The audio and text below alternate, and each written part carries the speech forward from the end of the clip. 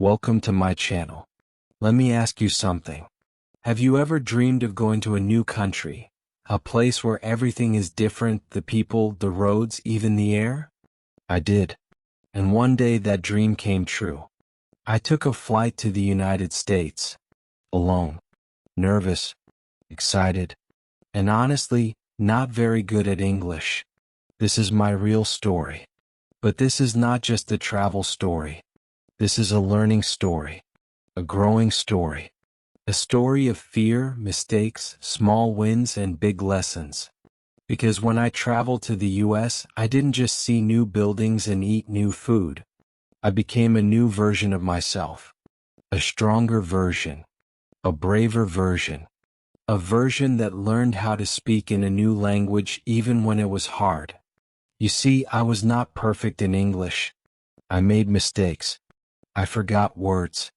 Sometimes I was scared to speak. But still, I survived. I asked questions. I understood signs. I had conversations, small, simple conversations. And those small moments gave me power, confidence, hope. And you know what? You will learn something too. Because in this video, I will tell you everything in simple English. You'll hear real words, real phrases, real examples. You'll see how I used basic English to travel, to ask for help, to understand others, and to express myself, even when I was afraid. So please, don't just watch this video. Feel it.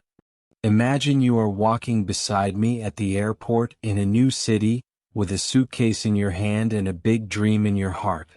Because this is not just my story. This could be your story too. Keep watching till the end. You'll feel like you traveled with me. Let's begin. Chapter 1. The dream begins. I still remember the first time I thought about going to the United States. It was not a serious plan. It was just a small idea in my head. I saw pictures on the internet, big buildings, yellow taxis, snow, smiling people drinking coffee in tall paper cups. Everything looked so different, so fresh, so big. I thought, what if I could go there? Just once? Just to see it with my own eyes? That small thought became a dream. I started to imagine myself walking on the streets of New York or sitting in a park with tall trees and squirrels running around. I imagined airports, airplanes, cold wind on my face, and myself speaking English confidently. But there was a small problem. I didn't speak English very well.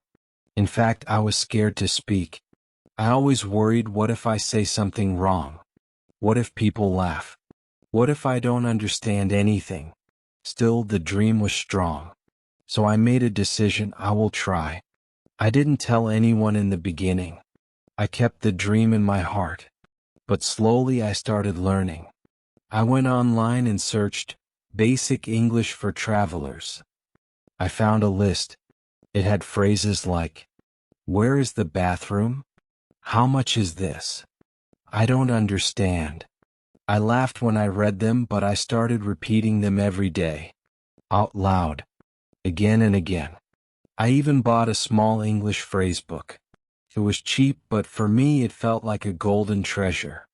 Every page had useful lines with translation in my language. I carried it in my bag all the time. On the bus, in the park, even at lunch break, I opened it and practiced in a low voice. I whispered, "Excuse me, where can I find a taxi?" Again and again. My tongue was learning. My brain was waking up. Then came the big step, telling my family. One night I sat with my parents. My heart was beating fast. I looked at them and said, I want to apply for a visa to go to the United States. There was silence for a second. Then my mother looked surprised. My father smiled slowly. He said, "Are you sure?" I nodded. "It's just a visit. Maybe for learning. Maybe for life experience," I said. My voice was shaking.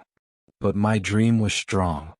My mother touched my hand and said, "If it's your dream, go for it. But be careful." That moment gave me power. Support from family means everything. I knew the journey wouldn't be easy, but I was not alone. The next weeks were full of excitement and waiting. I started the visa process. It felt like a test. Many forms, documents, pictures. I had never done something so serious before. I searched online. How to prepare for a U.S. visa interview. I watched YouTube videos, read articles, and practiced answers in English. Why do you want to go to the U.S.? Who will support you? What will you do there? I spoke to the mirror like a student. Every morning I practiced my English sentences. Every night I dreamed about standing in front of a visa officer, speaking with confidence. But deep inside I was still scared. What if I forget my English in the interview? What if I freeze? What if they say no? One day I decided to face the fear. I wrote this sentence on a piece of paper and stuck it on my wall. Be afraid, but do it anyway. That sentence became my fuel. The funny thing happened during this time.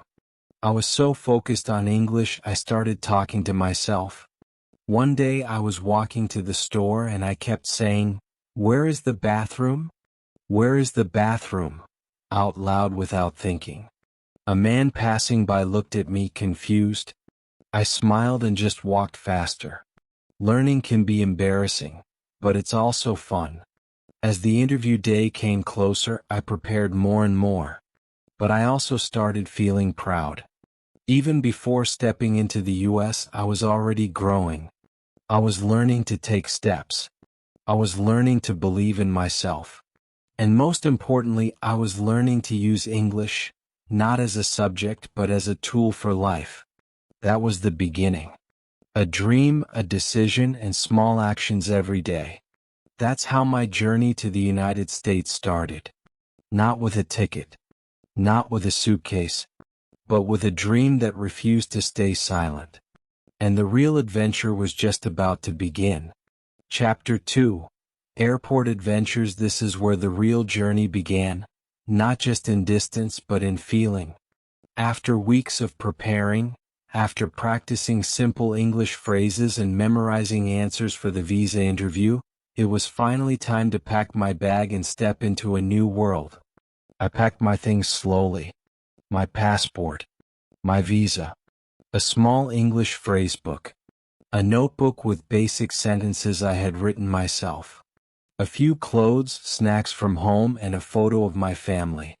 I wasn't just packing items. I was packing emotions, hope, fear, excitement, and curiosity. I checked my bag again and again. I was scared of forgetting something important. Then came the hardest moment, saying goodbye. My family came with me to the airport. We didn't talk much on the way. Everyone was quiet. The air felt heavy. When we reached the entrance, my mother hugged me tightly. "Take care of yourself. Speak slowly. And don't forget to eat," she said, trying to smile. My father looked at me and said, "We are proud of you." I nodded, trying to hide my tears. That goodbye felt like the end of one life and the beginning of another. Inside the airport, everything looked new. Bright lights. Big screens. Many people moving fast with bags. It was like a small city inside a building. My heart was beating fast. I looked at the board. Departures. I found my flight and followed the signs. This was my first real test, using English in the real world. The first checkpoint was the airline counter. A kind woman smiled at me and said, "Passport and ticket, please." My first English conversation. Simple, but real. I handed her my documents with a smile and said, "Here you go." She asked, "Window or aisle seat?" I didn't understand the word aisle, but I smiled and said, "Window, please." It worked. Next came the security check. I saw signs like "No liquids," "Take off shoes," and "Keep your bag on the belt." I had read these words before, but now I was seeing them in real life. I followed what others were doing. Took off my shoes. Placed my bag in the tray. A security officer said, "Any electronics?" I pointed at my phone and said, "Only phone." He nodded. Learning was happening second by second. Then came immigration, the most stressful part. I stood in a long line. People in uniforms were checking passports, asking questions. I practiced in my head. Purpose of visit? Travel. How long will you stay? 2 weeks. Do you have return ticket? Yes. I kept repeating them. When it was my turn, the officer looked serious. He said, "Good morning." I replied, "Good morning." He opened my passport and asked, "First time in the U.S.?" I nodded and said, "Yes, sir." He looked at me for a second, then said, "Have a good trip." That was it. My heart finally relaxed. After that, I walked into the waiting area. I had passed the big test. I sat near my gate and watched people around me. Businessmen with laptops, families with kids, young students, old couples. Everyone had a story just like me. I was one of them now. I was not just dreaming anymore. I was living it. While waiting, I heard announcements. Flight 781 is now boarding at Gate 12. Final call for passengers going to Chicago. At first, I didn't understand everything, but my ears started picking up words. I learned the sounds of English in a new way, real, fast, alive. There was something magical about sitting in that airport chair, looking at planes through the window, holding my boarding pass in my hand. The world felt big, but I felt ready. I wasn't fluent in English. I wasn't fully confident. But I was growing. Every small conversation, every sign, every announcement, it was all part of my learning. At that moment, I realized, English is not just something you study in books. It's a bridge, a tool, a survival skill. You don't have to be perfect. You just have to try and people will understand. As they announced boarding for my flight, I stood up. My hands were a little cold, my legs a little shaky. But my heart was full. This was it. I was really going. I was leaving everything I knew behind. My home, my language, my comfort, and stepping into something completely new. And even though I was scared, I knew something for sure. I would never be the same again. Chapter 3. First flight, first fears. As I walked through the tunnel that led to the airplane, my heart was pounding. I had never been on a plane before. Everything felt new. The long metal hallway, the smell of the air, the sound of engines. This was not just a journey to another country. This was a journey into the unknown. A new world. A new language. A new life. I stepped inside the airplane. It was cold and the lights were soft. A smiling flight attendant greeted me with, "Hello, welcome." I smiled back and nodded. I didn't know what to say, but I had learned one sentence the night before. "Where is seat 24A?" So I looked at my boarding pass and asked, "Where is 24A?" The flight attendant pointed with a smile. "This way, sir." That small success gave me courage. I walked down the narrow aisle, trying not to bump into people. I found my seat near the window. I sat down, took a deep breath, and looked outside. The runway lights were blinking in the distance. I couldn't believe it. This is really happening. As people filled the plane, I kept quiet. I looked around. Some were already sleeping. Some were reading. Some were speaking fast English on their phones. I didn't understand anything, but I watched and listened. That was my first lesson. Listen first, speak later. After a while, a flight attendant came by with a tray. She asked, "Would you like something to drink?" My heart jumped. I had practiced one sentence. "Can I have water, please?" I said it softly. She smiled and handed me a cup. Yes, it worked. That one line gave me so much confidence. Then came the food. She gave me a menu. Oh no. Panic. I couldn't understand half the words. Pasta? Chicken? Something with mushrooms? I didn't want to make a mistake. So I just smiled, pointed to the first option and said, "This one, please." She nodded. Problem solved, with just a smile and a finger. In that moment, I understood something important. You don't need perfect English to survive. You need to be calm, kind, and clear. When I opened the food tray, I was scared again. A small plastic box with pasta, a bread roll, some butter, and something sweet. I looked at it like it was a science project. I had no idea what the dessert was, but I tried it. It was sweet and soft, not bad. I smiled. Another small win. After eating, the lights went dim. People were sleeping or watching screens. I noticed a small screen in front of my seat. I touched it. It turned on. Wow. Movies, music, games. So many options. I found one movie I knew from my country, but in English. I clicked play. It had subtitles. In English. At first I was just watching.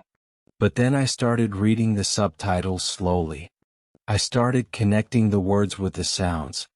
When someone in the movie said, "I'm tired," I read the same words. And suddenly it clicked. This is how I can learn. This is how I can improve.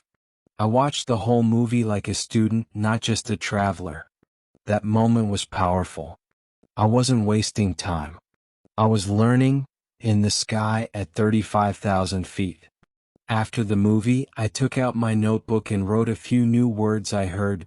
Tired, stranger, wait for me. I didn't know their exact meanings, but I wrote them anyway.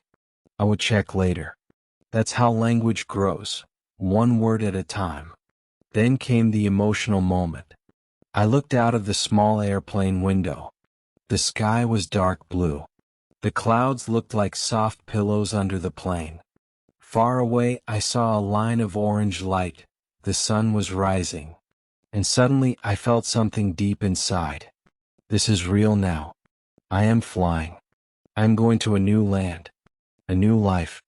A new me. Tears came to my eyes. Not because I was sad, but because I was proud. I had come this far. I had crossed fear. I had spoken English. I had survived my first meal. I had watched a movie. I had started learning, for real. I closed my eyes. I didn't sleep much, but I rested. And in my heart, I said a small sentence in English: I can do this. That flight was more than just a way to go to America. It was my first classroom. My first test. My first success. And the best part? The real adventure hadn't even started yet. Chapter 4. First steps in America. The airplane slowly touched the ground. I looked out of the window. The sky was bright. The runway stretched far ahead. My heart started beating faster. This is it. I am in America now. After hours in the air, after weeks of preparation, I was finally here, in a country I had only seen in movies and photos. My dream had become real. But now a new question came. What do I do next? As I left the plane and entered the airport, everything felt different. The air felt colder. The people looked bigger, taller, louder. I heard English everywhere, fast, non-stop, and with accents I wasn't used to. I saw signs everywhere: exit, restroom, baggage claim. I had learned these words before, but now I had to use them. Real life had no pause button. I followed the crowd. Everyone seemed to know where they were going. I tried to stay calm, but inside I felt nervous, like a small child in a big city. I saw a woman near me and took a deep breath. My first step in real American English. I asked, "Excuse me, where is the baggage claim?" She smiled and said, "Just follow the signs down the hallway, then take a left." I didn't understand everything she said, but I caught the word left. I nodded and said, "Thank you." I found the baggage claim area. My suitcase came slowly on the moving belt. I grabbed it and looked around. Now came another challenge: getting out of the airport and finding a taxi. I walked toward the exit. Big glass doors opened and suddenly I was outside. The air hit my face, cold and fresh. People were rushing by. Cars were moving fast. Taxis were honking. I stood there for a few seconds holding my bag, feeling lost. What do I do now? I remembered a phrase I had practiced many times. Where is the taxi? So I walked up to a man standing nearby and said, "Excuse me, where is the taxi?" He pointed and said, "Right over there, under the yellow sign." I looked. Yes, I saw the yellow sign that said, "Taxi" in big letters. I smiled and said, "Thank you." I had done it. One sentence. One answer. One step forward. I walked to the taxi line and waited. A yellow car pulled up. The driver looked at me. "Where to?" he asked. I had written the hotel name on a piece of paper, so I handed it to him. He looked at it and nodded. "Hop in," he said. Now came the funny part. Inside the taxi he started talking. Fast. Very fast. "You visiting? First time? Cold weather today, huh?" I froze.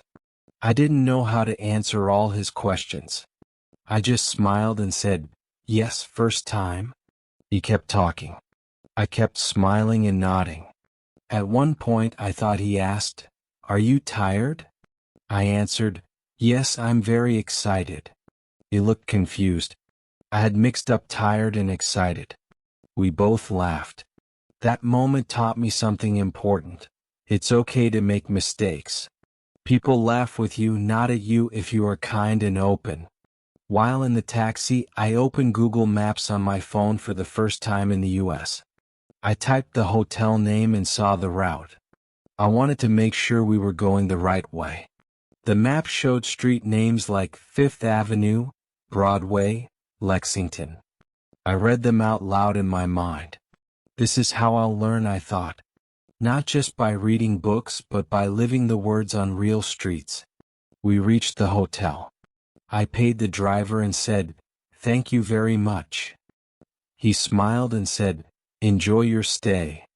Another small success. I walked into the hotel with my suitcase. The door opened automatically.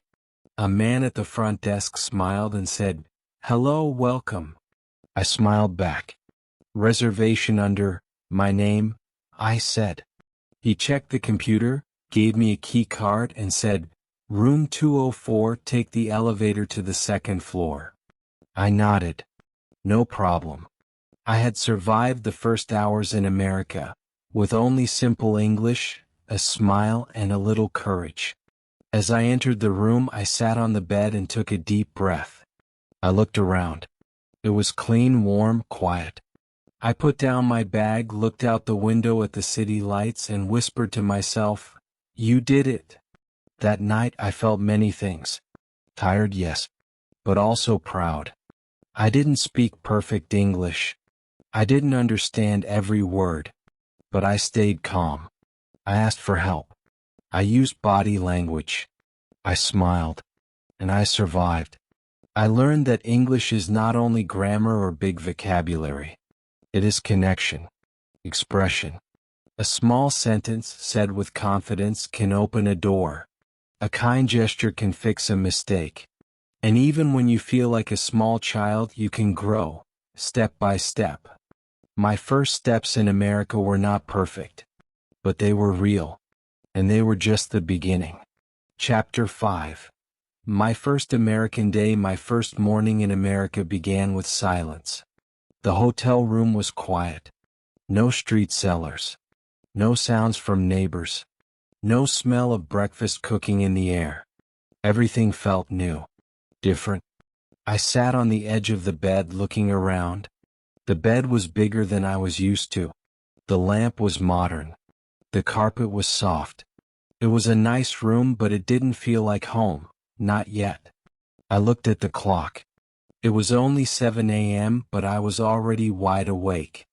Jet lag, nerves, and excitement were all dancing in my body. I took a deep breath and said to myself in English, Today is my first American day. It felt strange to speak English to myself, but it also felt right. This was the language of my new experience and I wanted to live in it, fully. The first task was to check out and go to my new place, a budget motel I had booked online for the rest of my stay. I packed my bag, went downstairs, and walked to the hotel reception. "Good morning," I said to the man at the front desk. He smiled and replied, "Morning. Checking out?" I nodded. "Yes, I check out now." My sentence wasn't perfect, but it worked. He typed on his computer, printed something, and said, "Here's your receipt. Have a great stay in the city." "Thank you very much," I replied. My hands were cold, but my heart was warm. I had completed a full checkout conversation in English. Small win, big confidence. I left the hotel and looked at the street. I didn't know where to eat. I was hungry but also nervous. I didn't want to go to a big restaurant. I wanted something simple, like a cafe or a small food shop. So I just started walking. I saw people dressed in business clothes walking fast. Some were jogging. Some were walking dogs. Everyone seemed busy, like they had a destination. I didn't. I was just walking and watching. Finally, I saw a small place that looked friendly. It had coffee cups on the window and people inside. A cafe. I opened the door, and the smell of fresh bread and coffee welcomed me. I smiled. The menu was on a board above the counter. I looked at it, but I didn't understand everything. So I did something simple and smart. I watched the person in front of me order. He said, "I'll have a coffee and a bagel with cream cheese." When it was my turn, I pointed to a picture of a bagel and said, "One bagel, please, and coffee." The cashier smiled. "Cream cheese or butter?" I froze. What did she say? I caught one word, butter. I quickly said, "Butter, please." Another small success. When I sat down, I felt proud.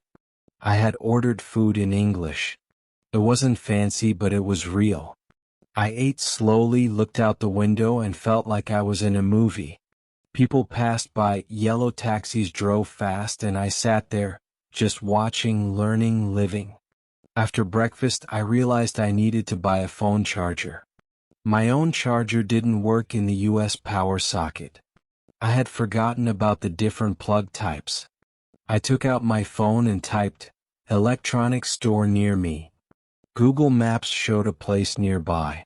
But I got confused while walking. The streets were longer than I thought.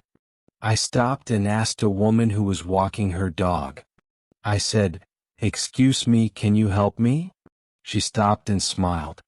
"Sure, what do you need?" I showed her the name of the store. She gave me clear directions. "Walk straight, turn right at the corner, it'll be on your left." I thanked her and she said, "Welcome to the city." That moment made me feel seen. Not just like a visitor, but like someone who belongs. I found the store, bought the charger, and even asked the cashier, "Is this the right plug for this country?" He nodded. "Yep, that's the one." Simple question. Clear answer. That's the power of asking. Later that day, I returned to my motel, sat on the bed, and took out my notebook. I opened to a fresh page and wrote in English. Day 1, I spoke English today. I asked questions. I made mistakes, but people helped me. I am proud. I am learning. That moment was special. Not because the grammar was perfect, but because I had written my first personal note in English. It wasn't a school exercise. It was real. It came from my life, from my heart. That night, I lay in bed and thought about everything. I had eaten, walked, asked, listened, smiled, and survived, all in English. I was scared many times. But I didn't give up. And now I knew something powerful. You don't need to speak perfectly. You just need to be brave. Kind words, polite questions, and a curious heart can take you far. This was my first day in America. and I was ready for the next. Chapter 6. What I learned from this journey as I sit now and look back at my journey, from the small dream in my heart to standing in the streets of a brand new country, I realized something very important. This trip was not just about going to America. It was not just about taking a flight, walking in airports, or ordering coffee. This journey was about something deeper. It was about learning how to believe in myself, and learning how to live in English, one step, one word, one moment at a time. When I left my home, I was scared. I had so many thoughts in my mind. What if I make a mistake? What if people don't understand me? What if I feel lost? But now, after living those fears and coming out stronger, I can say this clearly to you: you don't need to be perfect to speak English. You just need to be brave. Yes, grammar is useful. Vocabulary is important. But confidence is the real key. And courage is the door. I was not fluent when I arrived. I didn't know fancy words. Sometimes I didn't even understand simple questions. But I still survived. I still connected with people. I still smiled, asked for help, and found my way. Do you know how? Because I used small phrases that helped me every single day. Phrases like, "Excuse me. Can you help me? I don't understand. Where is? How much is this?" These are not complex sentences. They are small but powerful. With just these, I traveled across a city, spoke to strangers, asked questions, and solved problems. And every time I used one, my fear became smaller and my confidence grew stronger. One sentence even changed everything for me. I can do this. I said it to myself at the airport. I said it after ordering food. I said it when I was alone in a hotel room. And every time I said it, I believed in myself a little more. That's the beauty of learning English. It's not just about the language. It's about your mind, your spirit, your growth. When you practice daily, even for 10 minutes, your brain starts to change. You begin to think in English. You start to feel the language. You become more free. Here's a small guide for you. Yes, you. If you want to start your own English journey, even if you can't travel right now, practice every day, even for 10 minutes. Talk to yourself. Say what you are doing. I am brushing my teeth. I am cooking rice. Simple English. Real English. Speak out loud. Make mistakes and smile. Mistakes are not failures. They are steps. When you say something wrong and someone corrects you, celebrate it. You just learned something new. Use English in your life. Change your phone language to English. Watch videos with English subtitles. Read children's books. Listen to simple podcasts. Live with English, not just study it. Be curious, ask questions. If you don't know a word, don't feel ashamed. Look it up. Write it down. Use it in a sentence. Language is like a garden. You plant words and they grow with use. Say this every day: I can do this. Because you can. I'm not special. I was just like you, a learner with a dream. If I can survive in a new country with basic English, so can you learn it from your home. This journey has changed me. I'm no longer scared of speaking. I'm no longer afraid of English. I know I still have a long way to go. But I also know I've already come far. From fear to freedom, that's the real journey. From silence to speech, that's the real reward. And from dreaming to doing, that's how we grow. So remember this: you don't need a plane ticket to start your English journey. You just need the decision. Start with one sentence today. Speak it. Write it. Live it. Because when you do, you're not just learning a language. You're unlocking a new version of yourself. And that, my friend, is the most beautiful journey of all. Now it's your turn. This video was not just my story, it was your classroom. A place where real life meets real English. You didn't just listen to my journey. You learned survival phrases, simple sentences, and powerful lessons through every step I took. But here's the truth. Learning only works if you take action. So don't stop now. Don't just scroll to the next video. Do something brave. Right now. Write one small sentence in the comments. Just one. Say, I want to travel. Say, I'm learning English. Say, this is my day one. Say anything, I will read it. I will reply. I will support you. Because every big journey starts with one small step, and your first sentence could be that step. If this story helped you even a little, please like this video, leave a comment, and subscribe to the channel. More true stories are coming. More simple English. More heart. More power. This is just the beginning. You are not alone in this journey. I'm walking with you. Let's keep learning together.